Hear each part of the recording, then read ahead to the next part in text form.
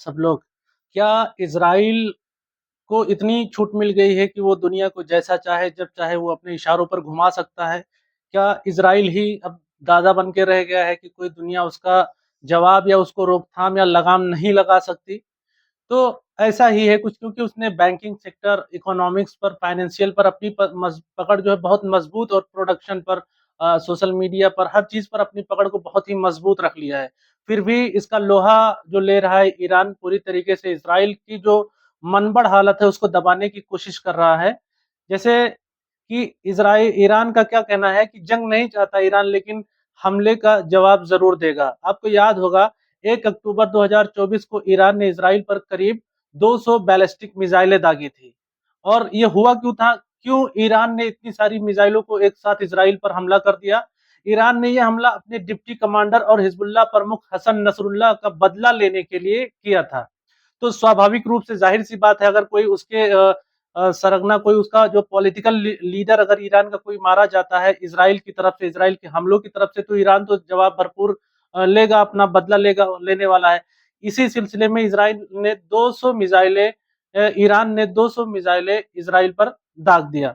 लेकिन इस हमले के बाद इसराइल ने ईरान को मुंह तोड़ जवाब देने की कसम खाई। इसराइल ने कहा कि वो हमला जरूर करेगा, बदला जरूर लेगा। ठीक है। और इसके बाद ही ईरान के तेल सेंटर पर, जहां पर तेल का जो सेंटर है और जो परमाणु केंद्र है, परमाणु सेंटर है, उस पर हमला होने का इसराइल की तरफ से खतरा मंडराने लगा। बहुत सारे देशों ने मना किया, अमेरिका का भी प्रेशर रहा कि ईरान के तेल सेंटर पर और परमाणु ठिकानों पर जो है हमला ना करे, इससे जो है वर्ल्ड वार होने के चांस काफी बढ़ जाएंगे और दुनिया में तबाही की संभावना बहुत ज्यादा हो जाएगी। लेकिन 26 अक्टूबर 2024 को इसराइल ने ईरान के कई सैन्य ठिकानों पर ताबड़तोड़ हमला किया।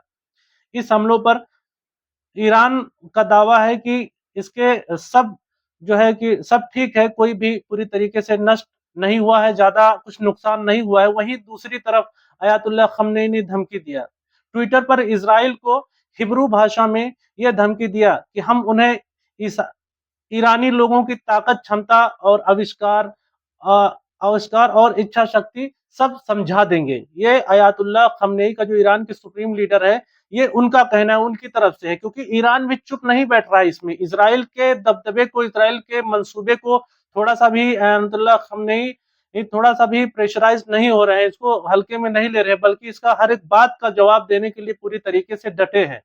तो ये ईरान का अपना एक पावर है, ईरान की अपनी एक सलाहियत है, जो कि वो अमेरिका से भी नहीं डरता, अमेरिका के दबदबे भी नहीं है, इसलिए वो पूरी तरीके से खुलकर बोल पा रहा है और इसराइल को सीधे सीधे चेतावनी दे डालता है।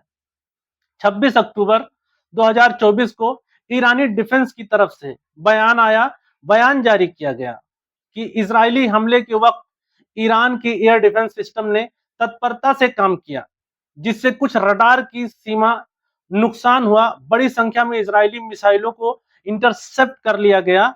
दुश्मन के जेट्स को ईरान में घुसने से रोका गया। यह हमला ईरान में अमेरिकी सेना द्वारा गश्त किए जाने वाले इलाके से किए गए। ईरान के राजदूत ने संयुक्त राष्ट्र को सूचित किया कि वह इजराइल पर जवाबी हमला जरूर करेगा। ईरानी राष्ट्रपति ने प्रेस कॉन्फ्रेंस किया और ईरानी राष्ट्रपति मसूद पेजेक्शियन, राष्ट्रपति जो ईरान के हैं, उन्होंने क्या कहा? हम युद्ध नहीं चाहते हैं, लेकिन हमें अपने देश की सुरक्षा करने का अधिकार है। हम इजरायली सरकार की आक्रामकता का उपयुक्त जवाब देंगे, उपयुक्त समय पर। ये ईरान के राष्ट्रपति, जो भी हाल ही में राष्ट्रपति हुए हैं, मसूद पेजेक्शियन, जो ईरान के राष्ट्रपति, उन्होंने ये बात को कहा। यानी मोटा मोटा देखा जाए तो ईरान कहीं से भी दबने के लिए तैयार नहीं है और लगातार इसराइल की बातों का, इसराइल के ट्विटर का, इसराइल के हमलों का लगातार ईरान पूरी सक्षमता के साथ जवाब देने के लिए तत्पर है। कहीं से भी ईरान दबने के लिए कोई किसी भी तरफ का तैयार नहीं है।